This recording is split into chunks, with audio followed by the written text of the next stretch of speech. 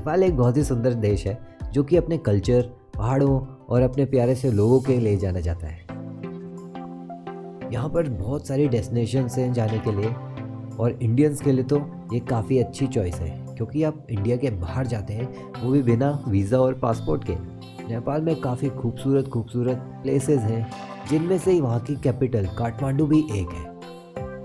इस वीडियो में हम लोग बात कर रहे हैं कि आप काठमांडू जैसी जगह नेपाल में कैसे पहुंच सकते हैं, जिसमें सबसे पहला और कन्वीनियंट ऑप्शन आता है बाय एयर। तो फ्लाइट लेके आप डायरेक्टली दिल्ली और अदर मेजर सिटीज़ से नेपाल के काठमांडू आराम से पहुंच सकते हैं, जो कि एक काफ़ी कन्वीनियंट और आसान तरीका है, लेकिन कुछ लोगों के लिए ये थोड़ा कॉस्टली हो सकता है। इंडिया और काठमांडू के बीच आपको कोई डायरेक्ट ट्रेन सर्विस नहीं मिलेगी क्योंकि वैसे भी काठमांडू पहाड़ों पर है। तो तीसरा जो ऑप्शन आता है वो है बाय रोड। इंडिया और नेपाल के बीच किसी भी बॉर्डर तक ट्रेन या बस से आकर उसके आगे की यात्रा आपको करनी होगी रोड से। यहाँ बॉर्डर्स पे काफ़ी ज़्यादा क्रॉसिंग्स हैं, जैसे कि उत्तर प्रदेश में सुनौली बॉर्डर, बिहार में रक्सौल बॉर्डर और हमारे उत्तराखंड में भी है टनकपुर के पास जो बॉर्डर है, वहाँ से भी जा सकते हैं। लेकिन टनकपुर से काठमांडू की डिस्टेंस बाय रोड बहुत ज़्यादा है।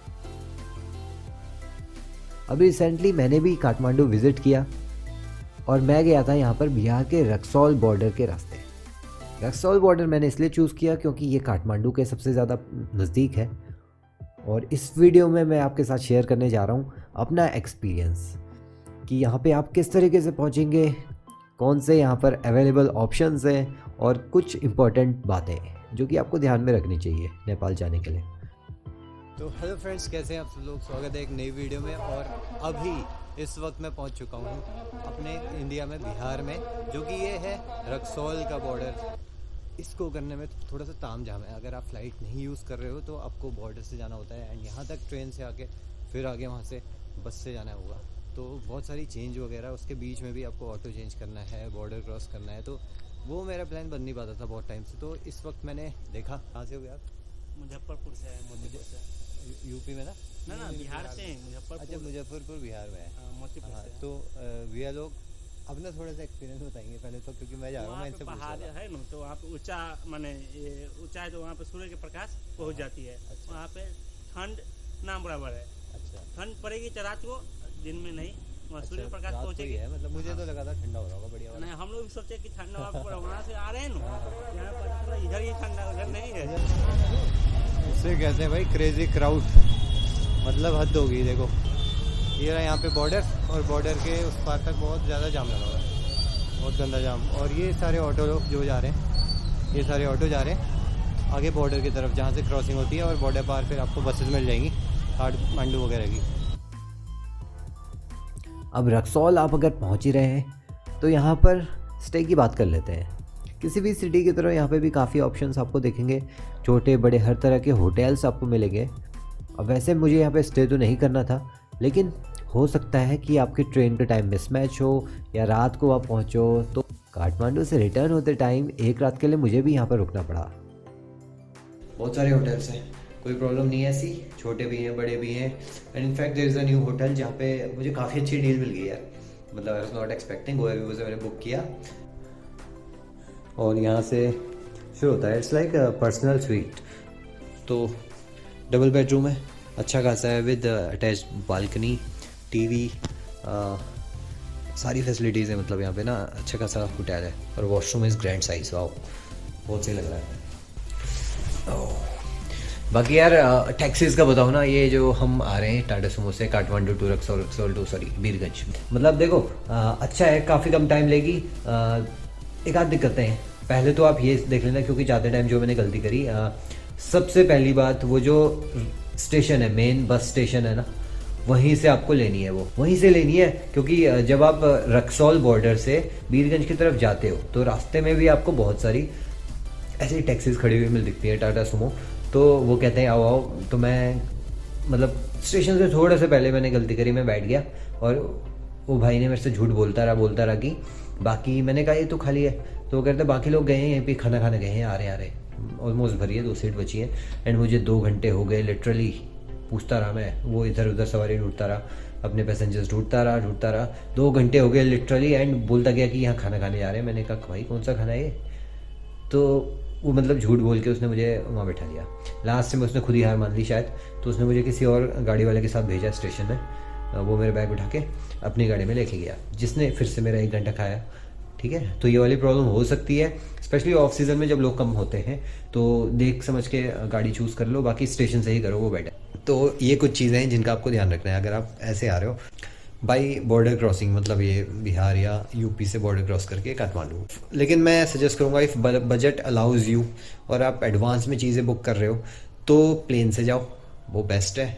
आधा घंटा 1 घंटा। तो चलिए अब बात करते हैं कि आप रक्सौल से आगे किस तरह जाएंगे। तो रक्सौल से आप जैसे ही बॉर्डर क्रॉस करते हैं तो वहाँ पे ढेरों ऑटो और ई रिक्शा लगे रहते हैं, जो कि 30 रुपये लेकर आपको सुनौली तक छोड़ेंगे। अब सुनौली नेपाल में एक सिटी है जहाँ से आपको काठमांडू और बाकी सिटीज़ के लिए अलग अलग टैक्सी और बस सर्विसेज आसानी से मिल जाएंगी। अब यहाँ से अब चलिए तब शुरुआत करते हैं, फिर बस पार्क से टिकट लेकर तब फिर जाना है काठमांडू। फिर अरे एक और चीज़ है, वो कैश भी तो चेंज कराना हुआ, कैश चेंज कराना पड़ता है ना? जैसे कहाँ से वो इंडियन से नेपाली पैसा लेना है, हाँ वो हो जाएगा। घंटाघर के पास होता है वहाँ पर, बस पार्क में भी हो जाएगा। कितने रुपए मिलेंगे इसके? अभी तो बट्टा बहुत चल रहा है, जैसे 100 रुपया इंडियन है ना, तो यहाँ पर भी ठाव का फर्क है। जैसे कोई 150 में नेपाली ले रहा है, कोई 160 ही दे रहा है। सुमो लेकर कितना है इनका किराया टाटा सुमो और बस का?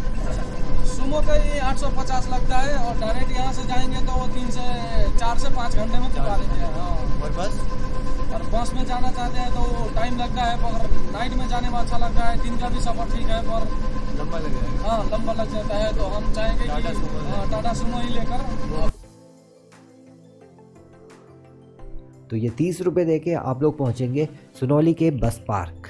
अब जैसे यहाँ पे हम लोग बस स्टेशन बोलते हैं, तो नेपाल की सिटीज़ में इनको बस पार्क बोला जाता है। वेल, सुनौली से काठमांडू मैं गया था शेयरिंग गाड़ियों से, क्योंकि ये शेयरिंग टाटा सुमो यहाँ से चलती है लगातार, और जिनने मेरे से चार्ज किया 850 नेपाली रुपए। सुनौली से काठमांडू की डिस्टेंस लगभग 140 किलोमीटर के आसपास ही होगी, लेकिन ये गाड़ियाँ लगा देती है वहाँ तक पहुँचने में 6 से 7 घंटे। अब ऐसा इसलिए क्योंकि यहाँ की रोड की कंडीशन बहुत ही बेकार है। मैं कहूँगा रोड कम पर नदी ज़्यादा है।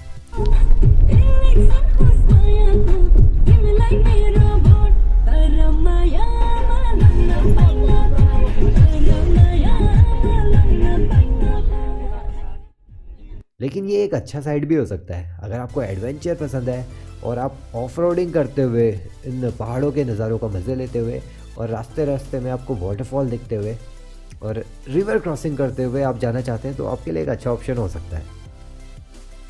उसके अलावा 2-3 यहाँ पे रास्ते हैं, और उसमें से एक रास्ता चितलांग से होकर भी गुजरता है, जो कि नेपाल में एक काफ़ी अच्छा अगेन हिल स्टेशन है।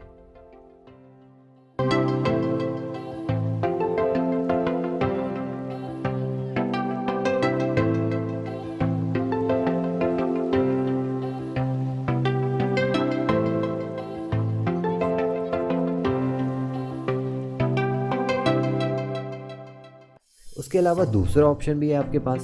इन शेयरिंग टैक्सीज़ के अलावा आप ओवरनाइट बस ले सकते हैं, जो कि सुनौली से लगभग 7-8 बजे के करीब रात को निकलती है।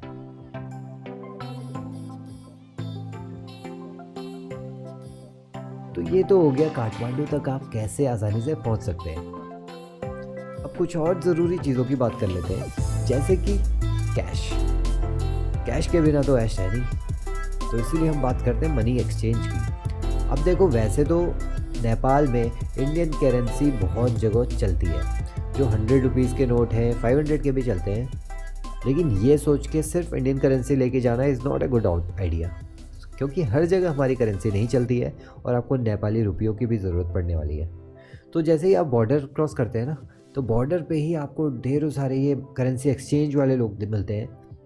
और मैं कहूँगा कि आप किसी अच्छी well establish currency exchange service या फिर किसी शॉप से एक्सचेंज करवाएं। वैसे अभी Indian currency to Nepali currency का जो रेट है वो है 1.6, मतलब कि अगर आप 100 रुपये देते हैं तो आपको 160 नेपाली रुपए मिलते हैं, मतलब 1000 रुपये देते हैं तो 1600 नेपाली रुपए मिल जाएंगे। But I don't know why, इस बार जब मैं गया तो नेपाल में वो लोग दे रहे थे 1.5, मतलब 100 रुपये के 150 रुपये, 500 के 750 रुपीज़, तो इस तरीके से वो लोग दे रहे थे। अब नेपाल में ये भी ध्यान में रखना होगा कि ATM, जो इंडियन ATMs हम लेके जाते हैं, डेबिट कार्ड्स, वो कहीं पर नहीं चलते हैं, ना ही ATM मशीन में, ना ही कार्ड स्वाइपिंग मशीन्स में। हाँ, अगर आप पे कोई ऐसा इंटरनेशनल कार्ड है तो वो अलग बात है, लेकिन वो सब आपको पहले ही देख कर जाना होगा। अब ज़रूरी नहीं कि आप बॉर्डर से ही अपना करेंसी एक्सचेंज कर लें। काठमांडू और अदर मेजर सिटीज़ में भी आपको ये करेंसी एक्सचेंज वाली सर्विसेज जगह जगह मिल जाएंगी।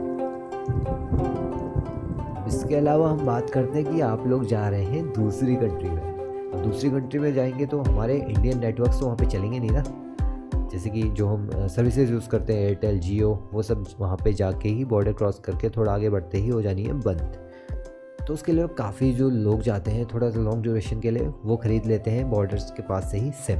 अब मेरी ट्रिप ड्यूरेशन थी छोटी, तो आई वॉज कन्फ्यूज़ कि मैं सिम खरीदूँ ना खरीदूँ। कुछ लोगों ने भी मुझसे कहा कि सिम की ज़रूरत नहीं है, क्योंकि होटल्स में आपको हर जगह वाईफाई मिल ही जाता है। मैंने डिसाइड किया कि मैं सिम खरीदूँगा। अब ऐसा इसलिए क्योंकि फर्स्टली आई वॉज सोलो, इसे आप एज अ सिक्योरिटी मेजर ले सकते हैं, क्योंकि जगह जगह कहीं ना कहीं यू डोंट नो कहाँ पे आपको ज़रूरत पड़ जाए। मे बी मैंने कुछ होटल बुक किया है और मुझे कॉल करना पड़े, सो इसलिए मैंने सोचा कि महंगी तो है नहीं सिम, और रियल टाइम एक्टिवेशन होता है। जैसे ही आप सिम खरीदते हैं तो उसी टाइम आपको एक्टिवेट होकर वो मिल जाती है। That's why I purchased it. तो एनसेल करके वहाँ पे सर्विस प्रोवाइडर है जिनकी सिम मैंने ली, और आप सुनौली बॉर्डर के आसपास ही उनका ऑफिशियल स्टोर भी आपको दिख जाएंगे। तो ये थी कुछ इंपॉर्टेंट बातें जो कि आपको इंडिया से नेपाल पहुंचने में काफ़ी मदद करेंगी। तो अगर आप भी सोच रहे हैं नेपाल विज़िट करने का, तो मैं तो कहूँगा जाओ, it is a must visit place. बहुत अच्छे लोग हैं, बहुत अच्छे पहाड़ हैं और अलग अलग खूबसूरत डेस्टिनेशंस हैं घूमने के लिए। तो I hope you like this video और ये इन्फॉर्मेशन जो कि मैंने शेयर करी। अपनी काठमांडू की ट्रिप में से कुछ एक्सपीरियंसेस मैंने वीडियो के फॉर्म में कैप्चर करे हैं, जो कि मैं आगे आपके साथ शेयर करूँगा, जिसके लिए you have to stay tuned to this channel. तो भाई फटाफट से सब्सक्राइब कर लो इस चैनल को, और अगर वीडियो आपको हेल्पफुल लगती है तो इसको एक लाइक और अपने दोस्तों के साथ शेयर करो जिनके साथ आप नेपाल में कहीं भी जाना चाह रहे हैं। तो see you guys in the next video. Till then, goodbye, happy travelling.